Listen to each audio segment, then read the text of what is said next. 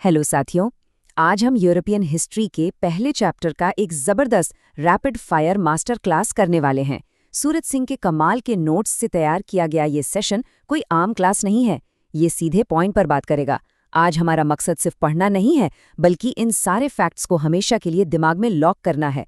तो चलिए बिना किसी देरी के शुरू करते हैं। 106। जी हाँ, आज हमें पूरे 106 सवालों को कवर करना है।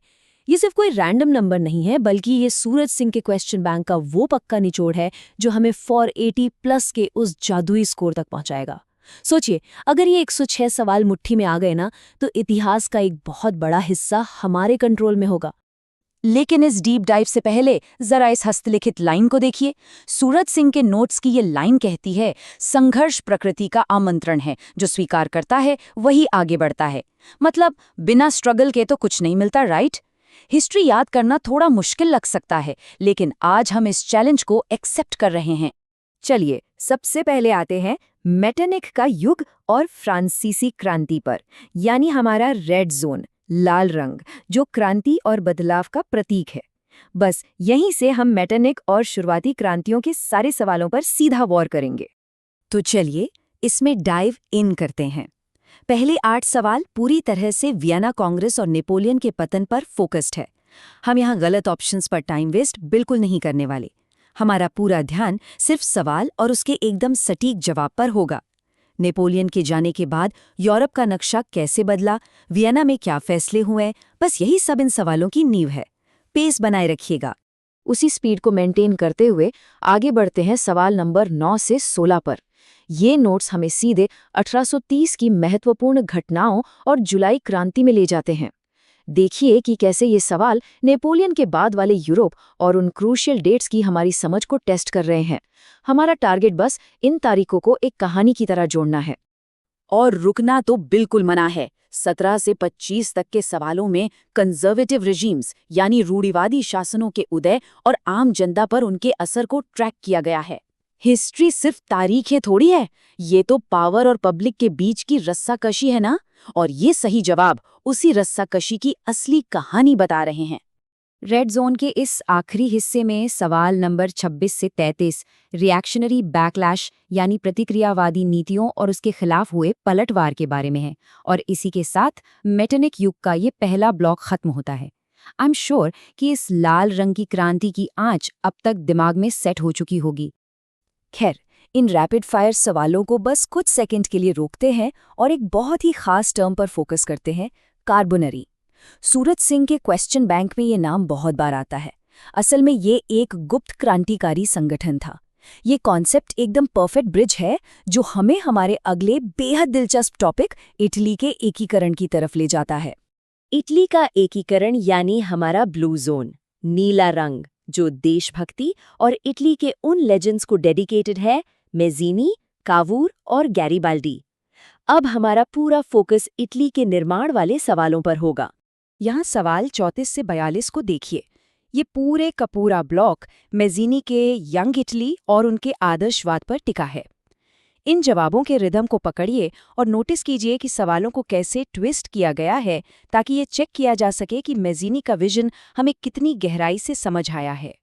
43 से 51 तक आते आते हम मेज़ीनी के आदर्शवाद से निकलकर काउंट कावूर की मास्टरमाइंड कूटनीति में एंटर कर जाते हैं। कावूर ने अपनी डिप्लोमैटिक चालों से इटली को कैसे एक किया, ये टू द पॉइंट आंसर्स उसकी पूरी स्ट्रैटेजी को खोल के रख देते हैं। यहाँ फोकस बिल्कुल नहीं हटना चाहिए। और ब्लू जोन का एंड होता है 52 से 60 नंबर के सवालों के साथ, जो गैरिबाल्डी और उनकी रेड शर्ट सेना के मिलिट्री ऑपरेशंस पर फोकस्ड हैं। आदर्शवाद, कूटनीति और आखिर में सैन्य ताकत, इन तीनों को मिलाकर इटली का ये पूरा चैप्टर अब एकदम क्रिस्टल क्लियर हो जाना चाहिए। अब यहाँ जो बात सबसे ज्यादा इंटरेस्टिंग है, वो है दो बिल्कुल अलग विचारधाराओं का टकराव। एक तरफ मेज़ीनी का इटालियन आदर्शवाद है, तो दूसरी तरफ बिस्मार्क की रियल पॉलिटिक और उनकी फेमस रक्त और लॉ यानी ब्लड एंड आयरन की नीति। ये जबरदस्त कंट्रास्ट हमारे अगले जोन के लिए एकदम परफेक्ट बेस सेट करता है। जर्मनी का एकीकरण और हमारा ग्रीन जोन। ये हरा रंग प्रशिया की ताकत और जर्मन भूमि को दिखाता है।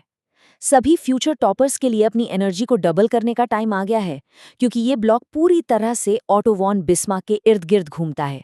सवाल 61 से 69 की इस लिस्ट में हम ज़ोल्वेरिन यानी सीमा शुल्क संघ और शुरुआती प्रशियाई दबदबे वाले सवालों को कवर कर रहे हैं। मास्टर क्लास की स्पीड को बनाए रखते हुए बस इतना याद रखना है कि कैसे इकोनॉमिक यूनिफिकेशन ने पॉलिटिकल यूनिफिकेशन का रास्ता साफ किया। यही इन जवाबों का कोर है। अब आता है सबसे क्रूशियल पार्ट, सवाल नंबर 70 से 78। यहाँ का हर एक सही जवाब बिस्मार्क की रक्त और लौह की रणनीति पर मोहर लगा रहा है। हिस्ट्री के इस पर्टिकुलर ब्लॉक के लिए बिस्मार्क की ये अग्रेसिव पॉलिसी ही सबसे बड़ा कीवर्ड है, इसे भूलने का तो चांस ही नहीं है। ग्रीन जोन को हम रैप अप कर रहे हैं सवाल 79 से 87 के साथ, जहां जर्मन एकीकरण के आखिरी और सबसे डिसाइसिव युद्धों की बात हो रही है। यहाँ इन युद्धों का क्रोनोलॉजिकल फ्लो समझना बहुत ज़रूरी है। डेनमार्क, फिर ऑस्ट्रिया और लास्ट में फ्रांस के साथ हुए युद्ध का जो सीक्वेंस है ना, वही इन सवालों की असली जान है। ग्रीस और यूरोपीय राष्ट्रवाद हमारा येलो जोन। जर्मनी को एक करने के बाद ये पीला रंग एक नई सुबह का प्रतीक है। हमारा ये लास्ट ब्लॉक ग्रीस, बाल्कन क्षेत्र और पूरे यूरोप में फैले नेशनलिज्म पर रोशनी डालता है। चलिए देखते हैं सवाल 88 से 95 तक। यहाँ ग्रीक स्वतंत्रता संग्राम और कुस्तुतुनिया की संधि से जुड़े सवाल हैं। इन जवाबों को तो एकदम दिमाग में स्कैन कर लीजिए, क्योंकि ये बोर्ड एग्जाम्स के कुछ सबसे फेवरेट सवालों में से एक माने जाते हैं। और हमारी ये हाई स्पीड ट्रेन बिना रुके आगे बढ़ रही है। 96 से 102 नंबर के सवाल हमें बताते हैं कि कैसे राष्ट्रवादी विचारों की लहरें सूरज सिंह के नोट्स में बताए गए बाकी यूरोपीय इलाकों तक पहुंची। ये नेशनलिज्म का एक तरह से डोमिनो इफेक्ट था, जिसे इन सवालों के जरिए बहुत ही शानदार तरीके से समझाया गया है। और फाइनली हम अपनी मंजिल पे पहुंच गए हैं। सवाल 103 से 106, यानी हमारे आखिरी कुछ मिसलेनियस सवाल। इन्हें क्रॉस करते ही हमने सूरज सिंह के नोट्स से निकले उन पूरे 600 सवालों के पहाड़ को फतेह कर लिया है। लिटरली ये एक बहुत बड़ी अचीवमेंट है, और यहाँ तक आपका जो फोकस बना रहा वो वाकई काबिले तारीफ है। तो अब वक्त है सक्सेस के उस असली फॉर्मूले को डिकोड करने का। सूरज सिंह का 480+ का ब्लूप्रिंट बहुत सिंपल है। पहला, इन सभी स्टॉचे सवालों को उंगलियों पर याद कर लें। दूसरा, इन कलर कोडेड जोन्स यानी रेड, ब्लू, ग्रीन और येलो के स्ट्रक्चर को दिमाग में बिठाएं ताकि एग्जाम के टाइम सब कुछ आसानी से रिकॉल हो जाए। और तीसरा, जैसा हमने शुरू में कहा था, आगे बढ़ने के लिए संघर्ष को पूरे दिल से एक्सेप्ट करें। तो अब जब ये 106 अचूक सवाल हमारे तर्कश के तीर बन चुके हैं, तो एक बहुत बड़ा सवाल पीछे छूट जाता है। इस महाअध्याय पर विजय पाने के बाद अब हिस्ट्री का वो कौन सा अगला चैप्टर है जिसे फतेह करने की तैयारी करनी चाहिए। इस एनर्जी लेवल को बिल्कुल ऐसे ही बनाए रखना है, क्योंकि असली उड़ान तो अभी बाकी है। सीखने के इस सफर में ऐसे ही जुड़े रहें। मिलते हैं अगले सेशन में।